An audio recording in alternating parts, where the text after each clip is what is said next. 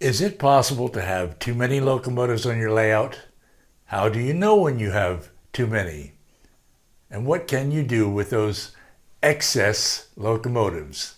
That's what we're going to talk about right now.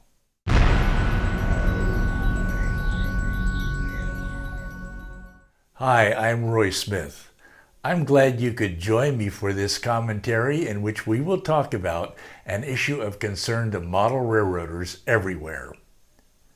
First, though, let me say that you have come to the right place if you like to talk about model railroading and if you like to share the hobby with others, because that's exactly what we do here on this channel.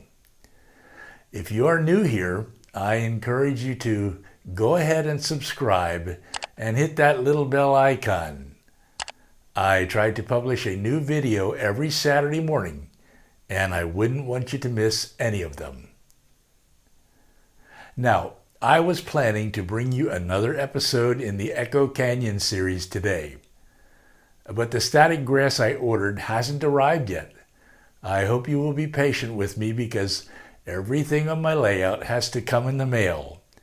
It comes first to my mail forwarding address in Miami, and from there it is brought to me here in Panama by courier. It usually takes a week and a half for my mail to get to me, but it can take longer when Panamanian Customs decides to hold it up.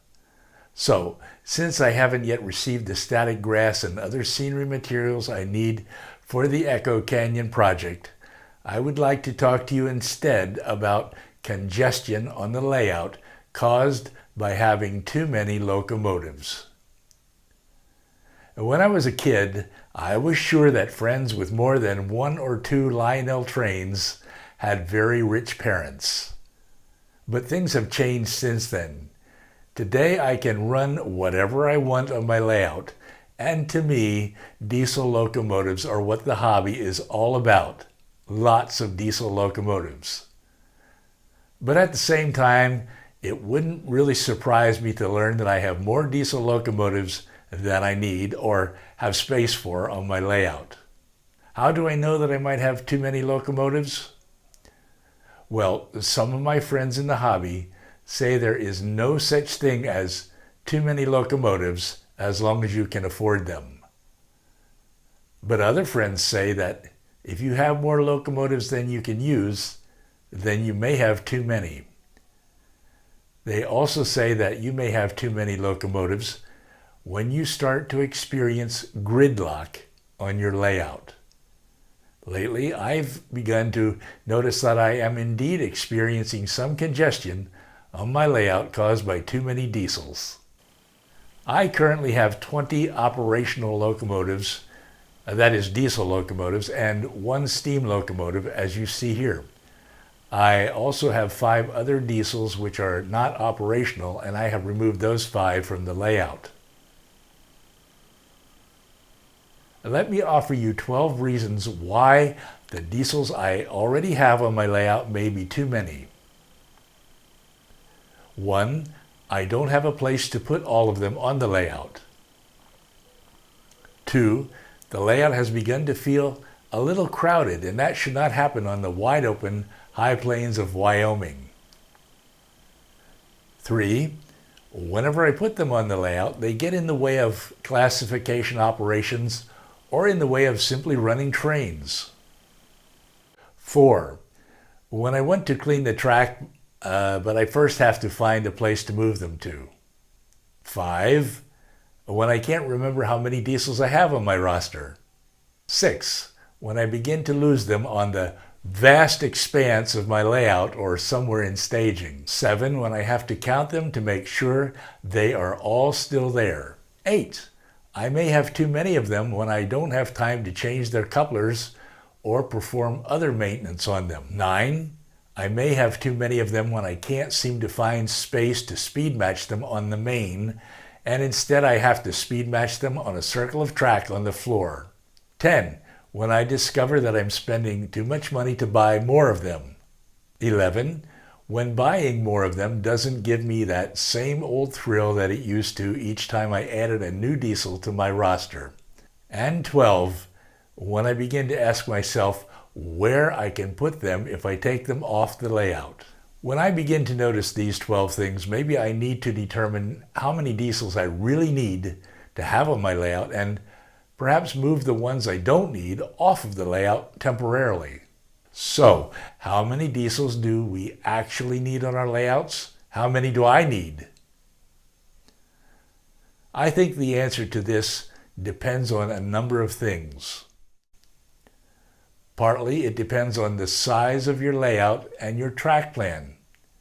In my case, my layout occupies a modest spare bedroom measuring 10 feet by 12 feet. My track plan consists of a double main line folded over on itself.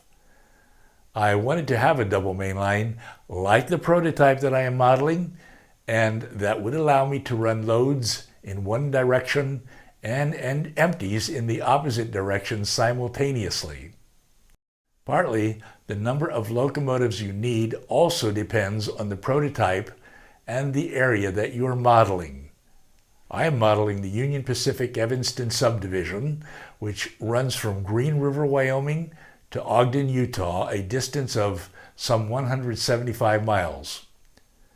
45 to 80 trains run on the Evanston Sub each day. The Evanston Sub is part of the UP's busy transcontinental route from the Midwest to the West Coast.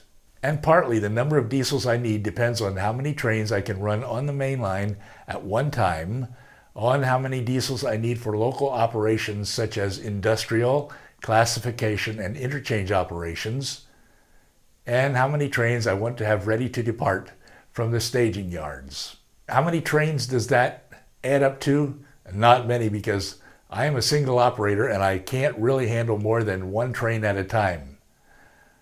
Other trains on the layout will have to run unattended or will have to sit idling somewhere. You might be asking, what's the big deal?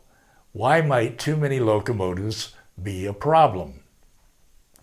Well, on the prototype, too many trains or too many locomotives can lead to congestion, delays, customer dissatisfaction, and financial problems. On a layout, too many trains or too many locomotives can be just plain annoying for the 12 reasons I have already mentioned. Take Green River on my layout, for example. Green River is a crew change point. All of the trains passing through here have to stop for a crew change. It can become a real bottleneck. I have described this situation in a video called A Railroad Congestion at Green River that I produced a little over a year ago in August 2017. Let me show you a brief clip from that video.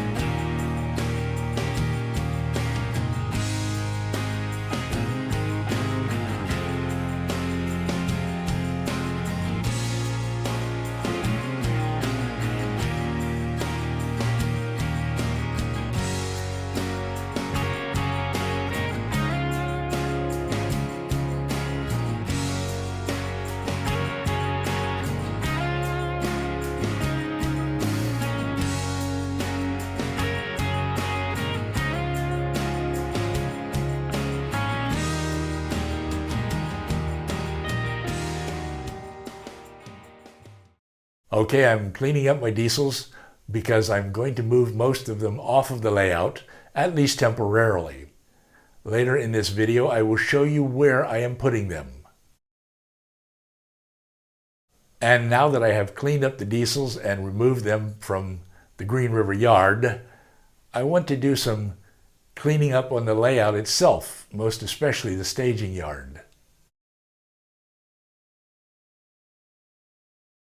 So I have moved everything that was in the staging yard down below up to Green River Yard. That's what I do. When I want to clean one area, I have to move everything in that area to somewhere else. And that's what I have done here. Now Green River Yard really looks congested with freight cars and passenger cars, but that's only temporary. You can see a covered hopper train here, two coal trains, one loaded and one empty, and one mixed freight train. I also have two passenger trains here. One is a steam excursion train, and the other is Amtrak's California Zephyr.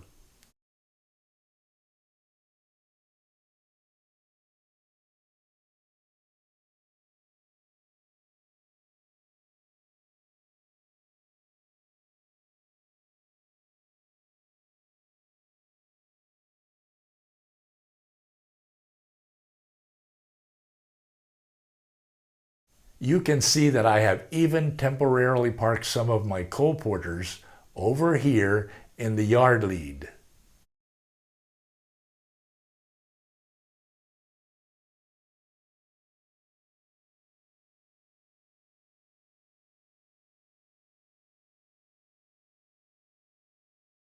And moving on over to Evanston, Wyoming, some 90 miles west of Green River, you can see that I have some freight cars parked here on the interchange tracks.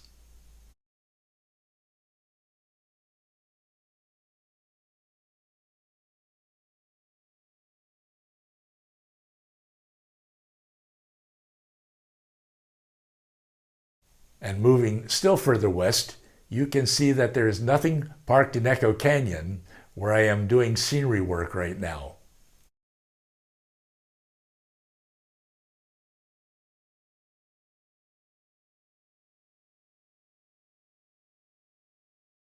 But there are two trains parked here in the Pocatello staging yard, including one tank car train and one double stack or intermodal train. So as you can see, my layout may be a little congested, but what am I to do with my diesels once I discover that I may have too many of them on my layout? Perhaps I could park them, or some of them, on a track in southern Arizona, as the Union Pacific has done near Benson, Arizona. The Union Pacific has stored almost 300 of its diesels here, and I think a lot more in other locations. Now, I guess that's not a viable option, so what can I do with my excess diesels? Well, I don't want to put them in boxes or bins because I want to be able to see at a glance what I have. I want to be able to easily move them back onto the layout when needed. I want to get to them easily if I have taken them off the layout for repairs and maintenance, such as coupler installs and decoder replacements. By the way, I'm not going to sell them. I could keep them on a track in the staging yard, which you saw earlier, but to do this I would have to give up one of the tracks that I now use for staging trains.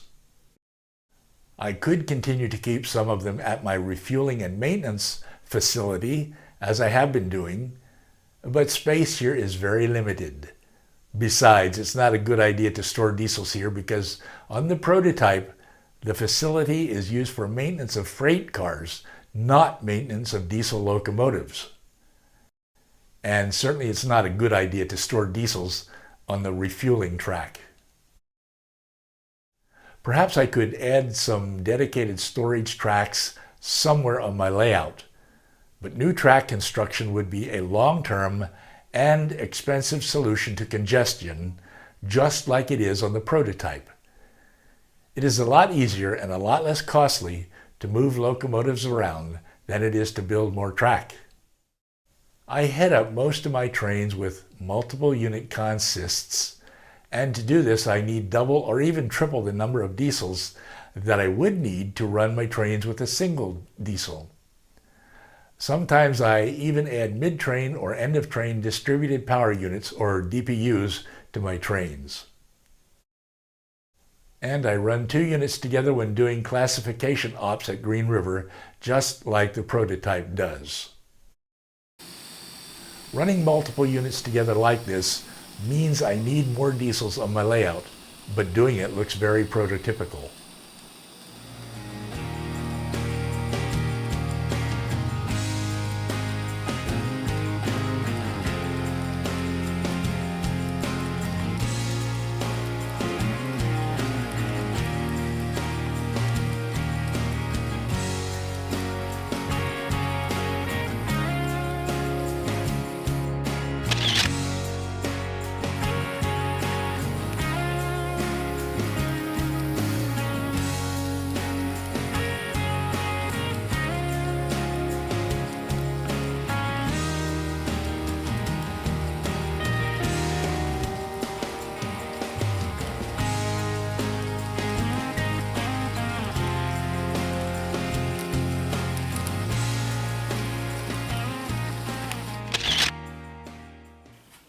In any case, I do need to take some diesels out of service temporarily to reduce congestion on my layout.